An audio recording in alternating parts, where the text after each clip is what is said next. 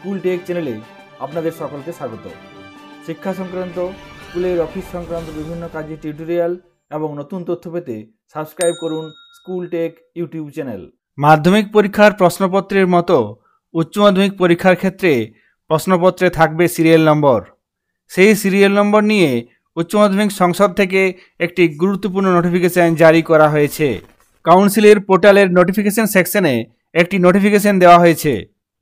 Notification regarding question paper security measures for HS examination 2024।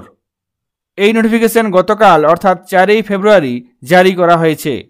এই নোটিফিকেশনে বলা হয়েছে উচ্চ মাধ্যমিক পরীক্ষার ক্ষেত্রে প্রশ্নপত্রে থাকবে একটি সিরিয়াল নম্বর, থাকবে একটি ইউনিক সিরিয়াল নম্বর। এই সিরিয়াল নম্বর প্রশ্নপত্রের সুরক্ষার জন্য দেওয়া হয়েছে। সেই পরিপ্রেক্ষিতে সমস্ত centre incharges, centre secretaries, venue supervisors, invigilators প্রত্যেককে এই তথ্যটি ছাত্রছাত্রীদের অর্থাৎ উচ্চ মাধ্যমিক পরীক্ষার্থীদের জানানোর জন্য বলা হচ্ছে।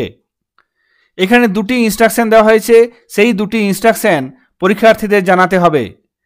1 নম্বরে বলা আছে লোকেট দ্য সিরিয়াল নাম্বার। প্রশ্নপত্রের একটি সিরিয়াল নম্বর থাকবে, সেই সিরিয়াল নম্বরটি প্রশ্নপত্রের উপরে ডান দিকে কোনায় প্রিন্ট করা থাকবে।